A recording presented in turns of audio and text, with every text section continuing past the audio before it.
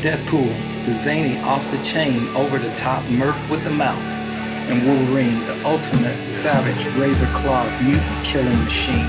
Both of them are two legendary characters that always stand out on the pages of Marvel's X-Men comics. And at times, both characters always cross paths in the comics with cataclysmic and devastating results. Now, what if you brought these type of situations off the pages of comics onto the cinematic marvel of the big screen? Well, that's what the movie Deadpool versus Wolverine answers. And that's what we're going to talk about today in this beginning episode of Pete's Art Talk, Movie Talk. So let's get into it.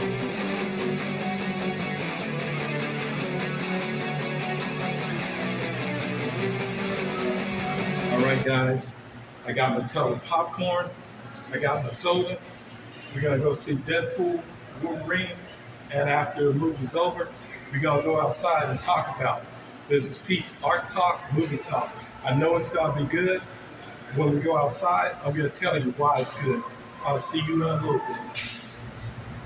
All right, guys. How you doing today? I hope you're having a great day today. Now, I got to tell you, okay, this isn't a movie review. What I'm going to do on this channel is a new segment about movie recommendations, and that's movies that I think that are worthy to go check out in the theater.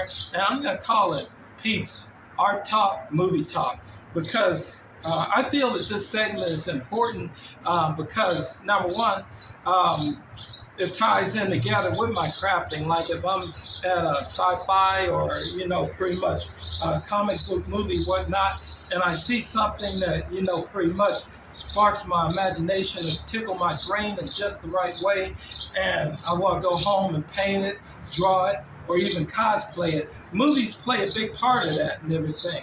And so pretty much, basically, it's a lot of films on my radar right now that I want to check out. But the main thing that I'm going to discuss right now is Deadpool and Wolverine. I just got through seeing Deadpool, Wolverine, and it just went to show that the whole superhero fatigue thing is a myth. It doesn't exist. Whether you want to call it comic book or comic book character fatigue or, whatever it's called, it's a myth. Basically, bottom line, superhero fatigue does not exist. And this movie, Deadpool and Wolverine, thoroughly proves that. And I got to tell you this, this movie basically brought back what I've been missing for a long time. And that's, I'm sure you guys have been suffering the same thing too, where you watch a Marvel movie and you get those tingles and vibes that you get after watching the movie. This movie actually brings those kind of, pretty much vibes and tingles back. I mean, basically, bottom line, they followed the Stan Lee playbook. Boy, did he nail it. And this movie definitely nailed it. And so basically, bottom line, number one, this movie offers fan service. Then number two, it jumps right into the action. Like action is from start to finish. And then three, it has a kick-ass storyline. The storyline is really good and everything.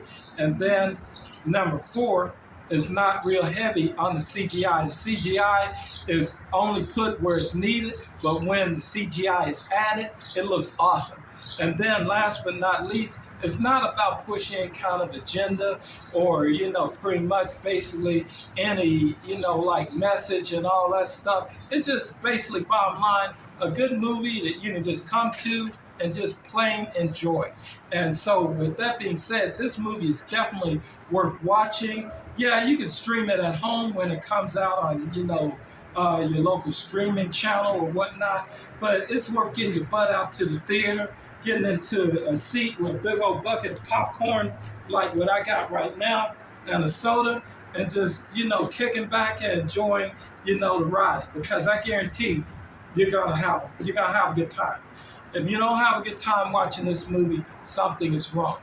And so basically, bottom line, I want to talk about, before we go any further, the whole superhero fatigue thing. Now, we've both been hearing that for years, and I've had a problem with it because, number one, if there was a such thing as superhero fatigue, you wouldn't have Comic-Cons. Comic-Cons are popping up everywhere this summer and everything.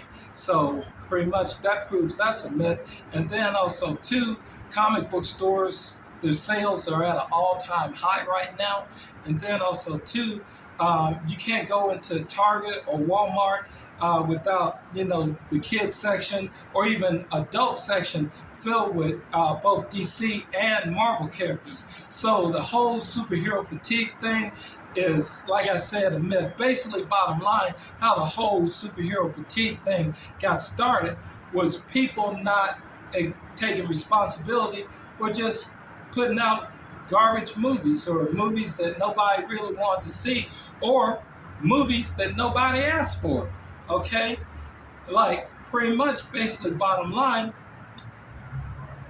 Deadpool and Wolverine, this movie is basically bottom line French fries and sloppy Joe. This movie is chicken and waffles. This movie is basically bottom line pizza and wings with ranch dressing. Long and short of it is simplicity, but it's simplicity at its best. It shows that you don't have to get like some crazy overblown CGI budget and put together a blockbuster movie. Only thing you need to have is a little creativity. Somebody can write a kick-ass storyline, and bottom line, just pretty much make it the most awesome movie you can with the resources that you have. Not saying that this movie's low budget. Oh no, it's definitely not low budget. I mean, this is a Marvel movie. But basically, bottom line, instead of going to some big fancy 4-star restaurant or whatnot, you're going to, your local restaurant and getting some of those foods that I just described and just sitting down, eating, and having an awesome time. So when you get a chance, go out and see this movie.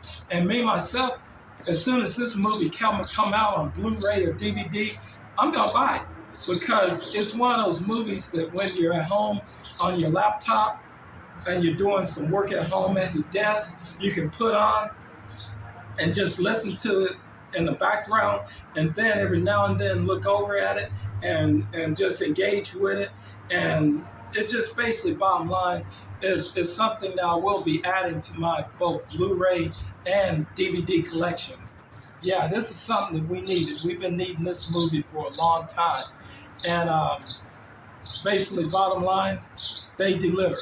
They really deliver. Basically, Hugh Jackman and Ryan Reynolds, they killed it. They ripped it up. And it also, too, has some surprise characters. I don't want to give any spoilers, but I guarantee that you're going to be 110% happy with it. Yeah. Now, the running time for this movie is at a decent amount of time. I didn't check to see how long it is, but it's not too long and it's not too short. It's a nice in and out.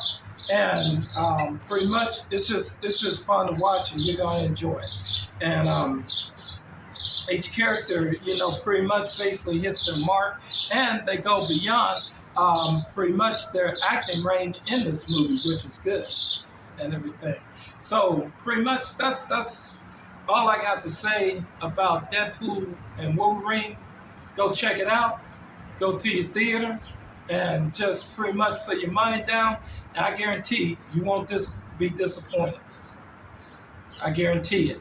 Okay, and this is my first segment of Pete's Art Talk, Movie Talk. This is going to be a, pretty much ongoing segment on my channel and everything. I hope you enjoy it. And pretty much just, keep watching because I plan to do more in the future.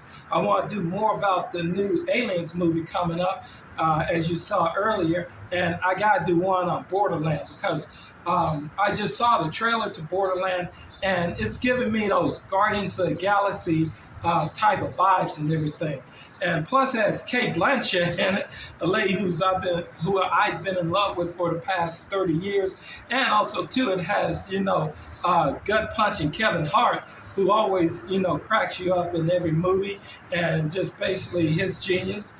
And then also too, it has pretty much Jamie Lee Curtis, the queen of Halloween herself. So with all those elements, it just seemed to have those fun molecules that I'm looking for in a film.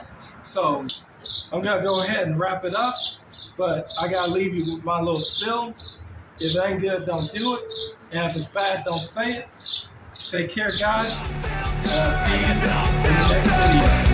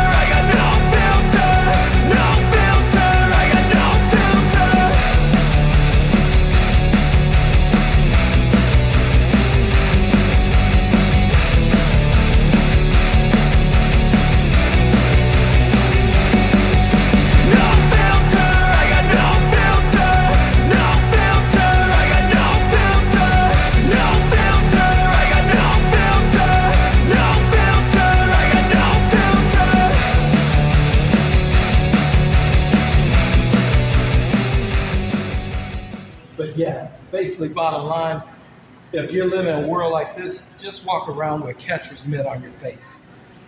Yeah.